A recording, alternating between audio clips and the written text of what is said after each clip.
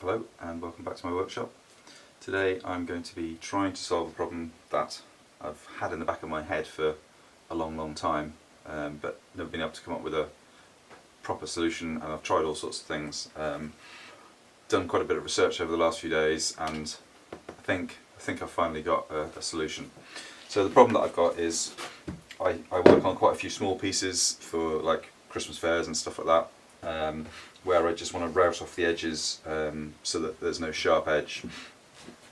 And traditionally with my little palm router I'll go along here, get to here, and then the bit is deeper than the piece of wood, and so it hits the workbench and makes scuff marks, and I'm a bit concerned that it's going to actually bite in and actually take off. So I basically end up doing along one edge, doing along that edge, unclamping, doing along that edge, unclamping, and doing along that edge, which is all pretty time consuming, especially if you've got lots of them to do. So I have been looking at a sort of a dog type solution where you try and trap the workpiece between two dogs, and I'd got quite far down the road of investigating that, but then of course I realised that I've still got the problem that it's going to be that the router bit is going to be touching the workbench. So I was trying to think of some way that I could elevate it off the workbench and trap the elevated bit on the dogs. And anyway, what I realised in the end was what I was missing was a router table. I shouldn't be using it this way. This should be mounted on a router table, and I should just be able to run pieces along the router blade freehand or up against a fence, and then I'm totally unrestricted as to how many sides I can do at once and all that sort of stuff.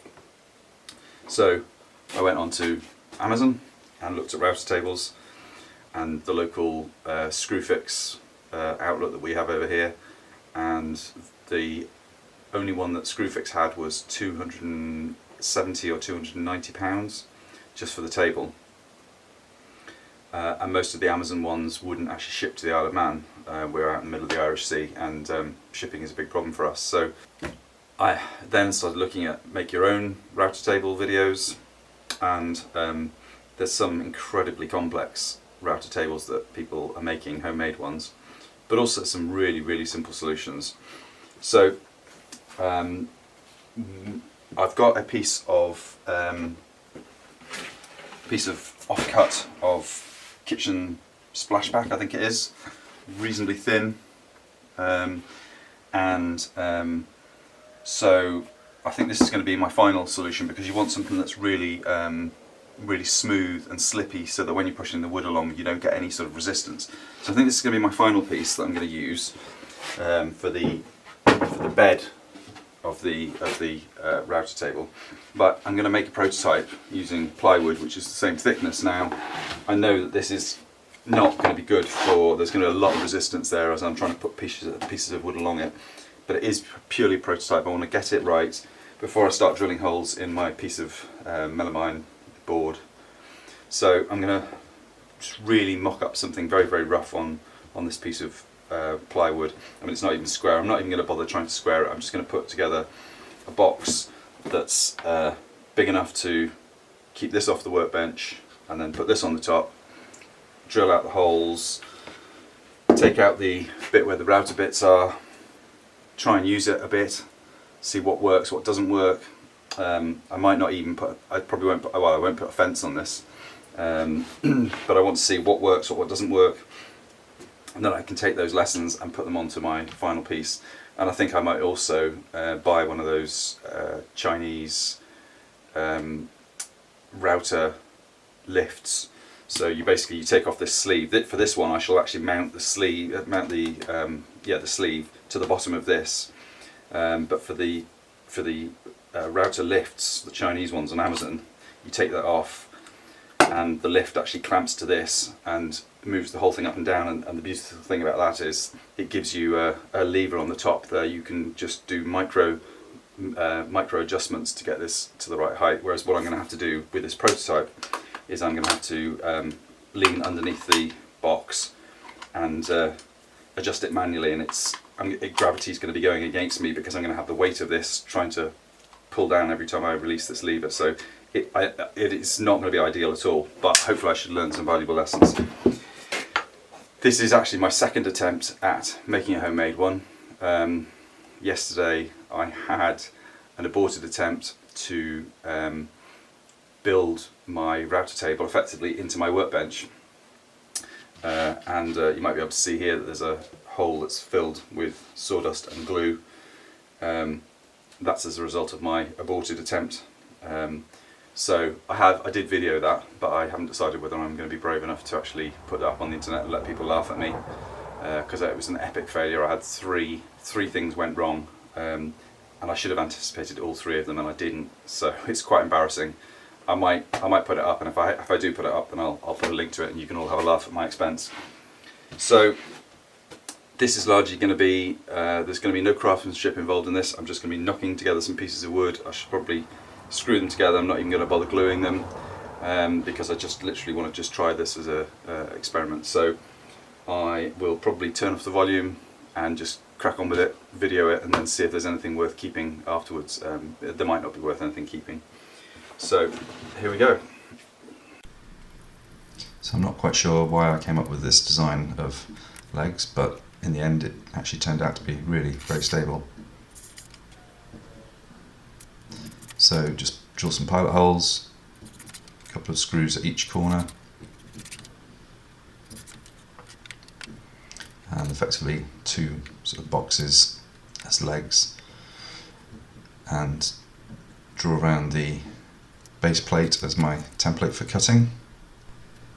Drill out the hole that the router bits are going to come through, just take off the edges, drill holes for the screws to go through to hold the router,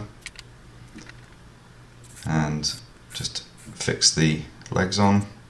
Make sure that each of these screws goes in so that they're not sticking up, so that as I move stuff across the worktop nothing catches on whatever I'm pushing across. So that's pretty easy with plywood because it's so soft, you just keep screwing down, it just goes below the wood anyway. So attach the router underneath,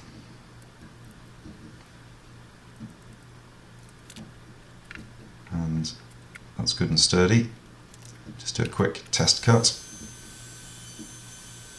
realising now that I should really be using a push stick. All round all four edges.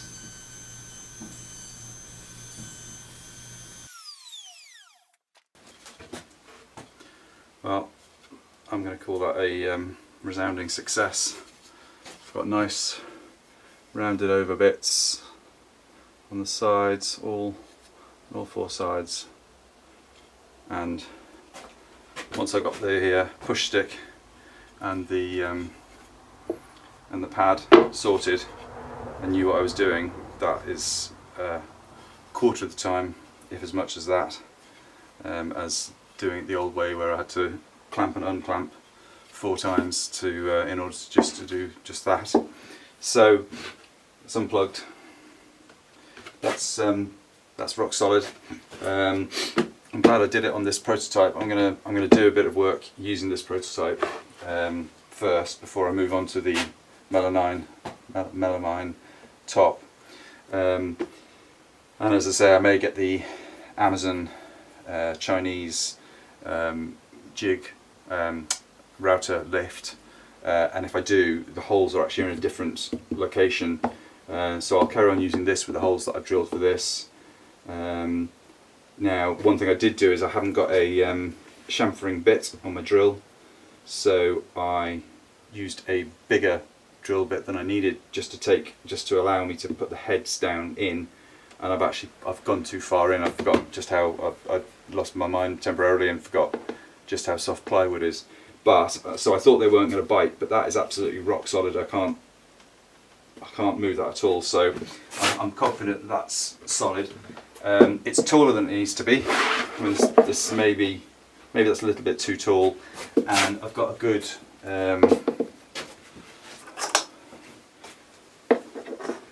good 3-4 inches that I could go lower with this still being off the workbench. Yeah, so there's a good a good 4 inches there that could be lower, which would just make the working height a little bit more comfortable. Yeah, so that could go 4 inches lower, which would make this working height is a little bit high. But if it was 4 inches, 3 inches lower, that would be quite acceptable. And it's workable as it is. It just catches you a bit on the elbows.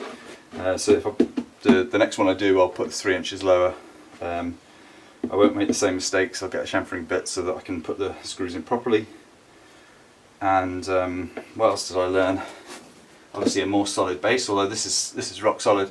And if I want to stop it from moving around, I've got plenty of, at the base here, I've got plenty of bits that I can clamp to my workbench so that it's not going to move anywhere, because it's not very heavy. So there you go, that's not going to move anywhere now. So I mean, actually that's pretty good as it is. I'm quite pleased with that, and that's definitely going to save me a bit of time. I might just investigate what it would be like to put a fence on. Nothing fancy. I probably will. All I'll do is just cut out a bit by the blade, and possibly even leave it such that you adjust it, given that this is only a prototype, that you adjust it with clamps and just clamp it in place, one at either end, get that adjusted to where I want that to be, and then clamp at the other end. See how it is using it with the fence, I suppose. It might be nicer feeding it along the fence. Yeah, okay, so I'll try that and see how that goes as well. Yeah, very pleased with that. Okay, so if you've got time to like the video, please do like the video. It helps me understand what people are interested in watching, and if you've got time to subscribe to the channel, that would be absolutely amazing. My numbers are creeping up slowly and it really does help. YouTube put quite a big emphasis on numbers of subscribers for some reason, even more so than number of views. So if you were able to subscribe, please do, and thank you to everybody who has subscribed so far. If you've got any comments, feedback, tell me what I did wrong, tell me what I could have done better, please leave it down below. And until next time, stay safe.